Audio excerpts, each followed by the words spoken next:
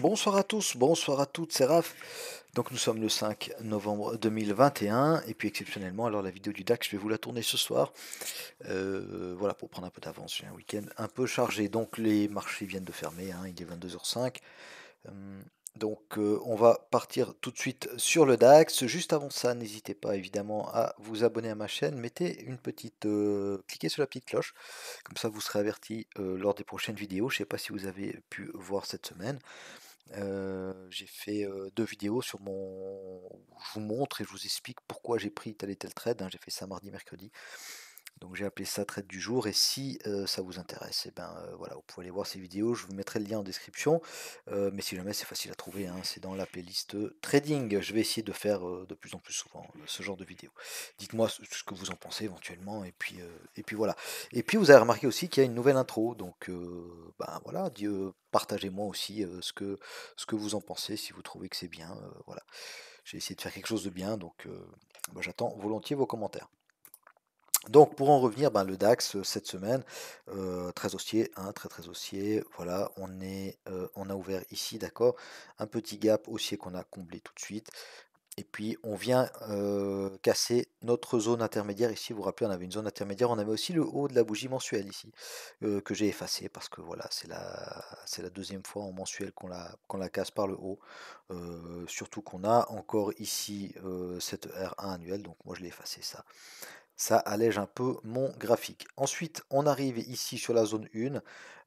Là, donc c'est ce jour-là, c'est mercredi, hein, voilà, ce qui nous a permis de faire des plus hauts historiques. Alors j'ai déjà mis les nouveaux plus historiques, mais vous savez que le DAX avait attendu mercredi pour casser ces plus historiques, alors que le Dow Jones et le Nasdaq avaient déjà fait ça il y a la semaine passée et la semaine d'avant. Donc voilà, on était un peu en retard avec le DAX, mais voilà. Euh, Ça c'est fait. Maintenant, on est sur la résistance 1 mensuelle, hein. Euh, on va voir ce qu'il en est pour la suite. On décidera ce qu'on fait avec nos zones. Mais sachez quand même qu'ici, alors on a toujours peur d'acheter, hein, quand on est tout en haut comme ça. Voilà, on a peur d'acheter le point haut, donc ben, vaut mieux attendre quand même un petit retracement. Alors, je ne dis pas de trader le retracement, c'est-à-dire je ne dis pas de shorter, parce que shorter un flux haussier, pareil, c'est quand même un peu suicidaire, hein. Imaginez-vous ceux qui étaient ici puis qui ont dit ah, on est trop haut, ceux qui étaient ici qui ont dit ah, trop haut, ben à chaque fois on est 200 points plus haut, hein. Donc voilà, c'est quand même hein, c'est très haussier et puis c'est tout. Il y a qu'à, je le dis souvent, mais il y a qu'à regarder les bougies, hein. Faut regarder la grandeur des bougies et le nombre des bougies, d'accord? Donc les bougies haussières, donc les bougies vertes, hein, elles sont déjà de un, elles sont beaucoup plus nombreuses que les bougies rouges, et puis de 2, ben, elles sont beaucoup plus grandes aussi, hein. Donc voilà, tout simplement, le prix nous dit ce qui se passe, et puis qu'est-ce qui se passe? Eh bien, on est en train de monter. Donc maintenant, si on fait, alors la loi de dos, elle est évidemment très haussière, hein, d'accord? Ça, c'est toujours un élément à prendre en compte, hein, d'accord? On a des hauts de plus en plus hauts et des bas de plus en plus hauts. Donc pour le moment, il n'y a rien à shorter ce marché. Il n'y a pas besoin de vouloir shorter au sommet de la mèche pour avoir le point le plus haut et le plus stop, d'accord? On va attendre que le marché nous montre, qu'il fasse un plus bas et un plus haut plus bas. Et ensuite, on pourra commencer à essayer de chercher, pourquoi pas, des éventuelles entrées en short. Voilà, allons voir directement sur hop, nos bougies weekly, donc hebdomadaires, ce qui s'est passé, donc sans surprise, hein. Évidemment que la bougie weekly, elle est très haussière, d'accord? On constate même une accélération par rapport à la semaine dernière, d'accord? On casse clairement ce coup-ci la résistance 1 annuelle en accélération. Ok, donc évidemment qu'on pourrait venir se réappuyer dessus, mais on casse la bougie annuelle, on casse ici ses précédents hauts, donc on a une nouvelle clôture en plus haut historique. D'accord? On n'a jamais clôturé en hebdo à ce niveau-là sur le DAX. En journalier, pareil, hein. Alors j'ai peut-être un petit peu trop zoomé. En journalier, pareil, voilà, c'est très haussier sans surprise. On constate aussi, hein, c'est important pour ça de regarder les grandes UT, on constate ici une accélération, d'accord? La bougie de lundi, alors certes elle est haussière, mais il y a des mèches un peu dessus-dessous, et puis ensuite ça accélère, d'accord? Mardi, mercredi, c'est d'accord?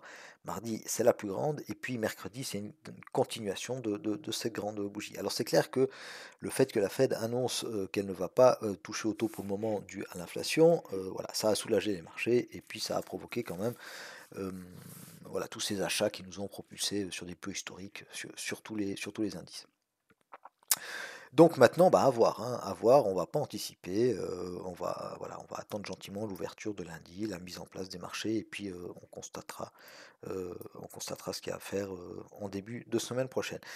Et si on regarde en journalier, on a quand même ici des niveaux qui sont intéressants, OK? Heu, Tout simplement, si on fait un Fibo par exemple, hein, on prend depuis que les plus hauts sont plus hauts et cetera. Donc si on prend la base du mouvement, elle est là, hein, OK? Et puis ensuite, moi, ce que je fais souvent, c'est que je me dis: «Bon, alors, on a les niveaux du Fibo, c'est bien, mais on ne peut pas trader que ça. On va essayer de trouver des confluences». Donc des confluences entre ces niveaux Fibo, entre nos zones, d'accord? Nos zones de prix. On peut faire ça dans toutes les UT, hein, mais faisons-le en journalier, ça peut être intéressant. Donc on remarque quoi? On remarque premier retracement du Fibo, le 23,6. Alors c'est pas le plus fort, mais on est dans un flux qui est quand même très haussier, donc on va pas forcément retracer les 61,8, hein. Alors, les 23,6, bah, c'est pas mal parce qu'on a la R1 annuelle dessous et puis on a les 15 800. D'accord? Donc ça peut être une zone intéressante. Vous voyez que c'est une zone qui a été très souvent travaillée, d'accord? Elle a agi comme résistance, résistance, support, support, support, résistance, résistance, résistance, pourquoi pas support? Ok? Donc on va tout simplement faire ce petit exercice. On va noter cette zone, voilà, ici, hop. On verra ce que ça nous donne en 4 heures. Ensuite, second niveau intéressant, les 38,2, ils sont intéressants, voilà, on a les 15 600 comme par hasard, hein, zone institutionnelle aussi. Et puis on voit que le prix, il a également travaillé sur ces niveaux-là, d'accord? Résistance, support, etc. Je vais pas vous faire toute l'histoire. Les 50%, alors les 50%, elle est clairement, c'est clairement la zone forte pour moi ici de ce Fibo, hein. Pourquoi? Pivot mensuel. On n'est pas venu le chercher, vous savez que très souvent, pendant le mois, on vient le chercher. Alors là, on a beau se dire, ouais, on est super éloigné, oui, mais vous verrez que, je dis pas qu'on va venir le chercher, peut-être bien que ça me fera mentir cette semaine, et puis qu'on n'ira pas, et qu'on va continuer à monter. Mais quand même, souvent, on y vient. Donc, on va tenir compte de ça, et puis on va se dire que le pivot mensuel, il est sur quelle zone? Il est sur une zone intéressante également. Regardez, si on part du pivot mensuel, alors il y a les 15 500 juste au-dessus, on va prendre comme ça. 15 500, en dessous, voilà, 15 400, et puis on va sur la gauche. Et puis maintenant, on observe ce qui fait le prix. Le prix, il fait quoi? Résistance, résistance, résistance, hop, la zone est support, support, support, on casse, on revient, support, support, on casse, support, d'accord? On casse résistance, on casse support, voilà. Si on revient dans la zone, il y aura une réaction. Ok? Il y aura une réaction. Je ne dis pas qu'on va remonter sur les plus historiques, mais il y aura une réaction. Donc on va observer cette réaction. D'accord? Et puis finalement, les 61,8, eh bien, vous voyez que la zone a également été travaillée. On ne va pas noter toutes les zones, on va plus rien voir sinon. Mais voilà, on va supprimer le Fibo. Vous pouvez faire ce même travail sur le 4 heures, vous pouvez faire sur le 15 minutes, vous pouvez faire, d'accord, c'est toujours intéressant, hein, mais il faut que les zones aient des confluences. Regardez, là, on a une belle mèche quand même de rejet, hein, d'accord, ça c'était les 5 ans du Fibo, vous vous rappelez, regardez cette belle mèche. Puis c'est une mèche, pardon, journalière, d'accord, donc ça a d'autant plus de poids qu'une mèche de 15 minutes ou qu'une mèche 1 heure. Ok, voilà, allez, en 4 heures, on va faire nos zones. Ouais, il ne faut pas que je mette autant d'historique, ça sert à rien, voilà.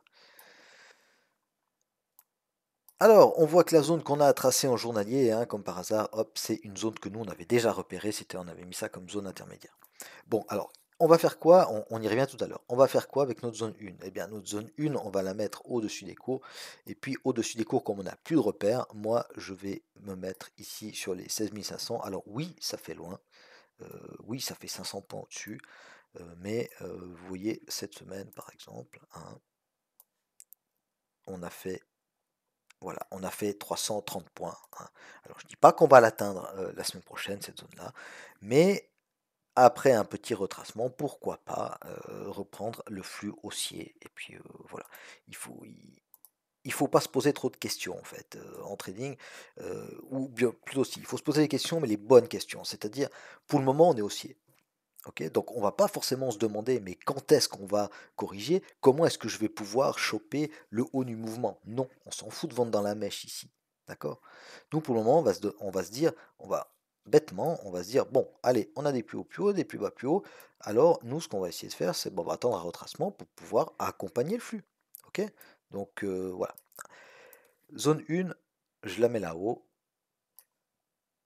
D'accord? C'est une grosse zone. Ça sera une grosse zone. On n'a rien sur la gauche. Donc, on est obligé de faire par rapport alors, aux instits, hein, 16 500 chiffres ronds. Et puis, en plus, c'est les 500. Et puis, la résistance 2 mensuelle. Les plus hauts historiques, ici, moi, je vais en faire une zone intermédiaire. D'accord? Je vais en faire une zone intermédiaire parce que on pourrait évidemment retracer à partir de cette zone-là. D'accord? Il y a la résistance 1 mensuelle. D'accord? Donc elle ne sera pas facile à passer. Il y a les 16 000. Alors pour le moment, les 16 000, regardez, ça fait clairement support, hein. D'accord? On peut même aller regarder un petit coup en 15 minutes. Il y a eu des beaux rebonds sur les 16 000. D'accord? Ici et ici. Ok? C'est clair et net. D'accord? On descend assez rapidement et directement, boum, ça remonte. D'accord? Ici, pareil. Donc il y a du monde qui est placé ici. Maintenant, la zone est forte, oui, ok, mais ça veut dire aussi, à ne pas oublier, qu'ici, il y a de la liquidité, hein, à venir chercher. D'accord? Il y a des stops. Ici, il y a des stops, et puis il y a des ordres conditionnels de vente. Donc, voilà, il y a de la liquidité à venir chercher. Donc, ça ne veut pas dire qu'on va tout retracer le mouvement jusqu'en bas, hein, mais on peut venir piquer cette liquidité pour repartir à la hausse. On verra tout ça. Donc, en 4 heures, voilà. Donc, zone intermédiaire, on l'a mise ici, voilà. Ça, c'est notre zone journalière. On va l'effacer. Hein, de toute façon, on l'avait repéré cette zone, hein, mais vous voyez que ça nous confirme tout ça. Donc, zone 2, on va la mettre ici. D'accord. On a vu que c'était une belle zone de polarité en journalier, donc on va en faire notre zone 2. D'accord. Évidemment que, hop, on a en plus, tac, on a les 15 800 en plein milieu de la zone. 15 750, d'accord, 15 850, voilà. Une zone d'une centaine de points, en 4 heures, c'est correct. Euh, on pourrait venir évidemment se réappuyer sur cette zone-là, presser d'en haut, et puis on a un joli bloc haussier. Vous voyez que l'accélération, elle est quand même violente, hein, et elle part d'où? Elle part d'ici. Ensuite, pour la zone 3, eh bien, on va prendre, regardez, la zone journalière, d'accord, qu'on a définie tout à l'heure avec notre Fibo, qui correspondait aux 50% du Fibo, hein, si vous vous en rappelez. Donc on supprime ça, on met notre zone 3 ici, et puis ça correspond évidemment au pivot mensuel 1. On a constaté plusieurs fois, vous êtes d'accord, que quand on revient chercher, on va mettre ça comme ça, je vous rappelle, c'est des zones, hein, c'est pas au point près, d'accord, c'est pas parce qu'on casse un tout petit peu la zone que la zone elle ne fonctionnera plus, hein, ok. Donc, hop, voilà. Donc on a le point pivot mensuel, on a ce beau bloc de contrat ici, regardez, on est venu le piquer, on est reparti directement à la hausse violemment. Ok, et on a cassé ses précédents ici. Donc attention, zone 3, on a les 15 005, on a les 15 004, d'accord? De nouveau une zone d'une centaine de points. Ici, c'est le point de départ du mouvement qui nous a permis de casser ces hauts ici et ces hauts ici et ces hauts ici, d'accord? Et on est revenu s'appuyer déjà une fois sur le haut de la zone. Ok. On pourrait, clairement, hein, mais on ne peut pas dessiner toutes les zones non plus en 4 heures, sinon on ne verra plus rien. Mais si on descend dans une plus petite UT, hein, par exemple en 1 heure, je pense qu'il doit y avoir quelque chose d'intéressant, il y aura peut-être quelque chose à faire ici. On pourrait s'arrêter juste avant, hein, peut-être sur les 15 006, voire les 15 550, juste avant la zone 3 pour repartir. D'accord? Voilà. Mais je mets cette zone pourquoi? Parce que pour moi, on a le pivot mensuel. Rappelez-vous, le mois dernier, quand on est venu chercher le pivot mensuel, on a eu un rebond de 300 ou 400 points, hein. Donc ça vaut la peine quand même, sur signal toujours, évidemment, dans l'unité de temps que vous tradez, d'attendre un signal et d'essayer de choper un achat sur cette zone-là. Pas dit qu'on y vienne, hein, mais voilà. Voilà, donc je pense que je vous ai à peu près tout dit. Il y avait encore une chose peut-être que je voulais vous montrer. Euh, non, on va regarder ça en 4 heures. Elle n'est pas très belle, hein, mais je vous en parlerai un peu plus. Elle est plus jolie sur le dos. Mais on a une petite vague de Wolf ici. Ce qui ne me plaît pas sur le DAX dans cette vague de Wolf, c'est que on est alors en excès sur le point 5, c'est bien, mais ça fait vraiment longtemps qu'on est en excès dessus. Enfin longtemps, il y a de nombreuses bougies, quoi. Mais n'empêche qu'elle est là, et puis qu'on a une zone ici de résistance avec la R1 mensuelle et les 16 100, d'accord?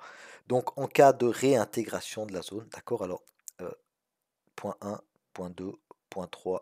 4, d'accord, le point 4 est entre le point 1 et le point 2. L'objectif de la vague de Wolf, d'accord, on relie le point 1 et le point 4. Ce qui est vachement sympa, c'est que ça nous donne un objectif sur le pivot mensuel qu'on n'est pas venu chercher ce mois-ci. Donc, je ne vous dis pas de shorter si on réintègre ça, je vous dis simplement qu'il faut garder ça en tête, et voilà, ça peut être intéressant. Voilà, c'était la dernière chose que j'avais à vous dire. Donc je vous remercie de m'avoir suivi. Je vais tourner demain matin du coup les deux autres vidéos, donc sur le Dow Jones et le Nasdaq. Et puis voilà, je vous souhaite à tous et à toutes un excellent week-end. Je vous retrouve avec grand plaisir la semaine prochaine. N'oubliez pas d'activer la petite cloche de notification pour recevoir un petit avertissement quand je sors une nouvelle vidéo. Et puis voilà, une bonne soirée à tous. Merci de m'avoir regardé jusqu'au bout. Salut à tous, bye bye.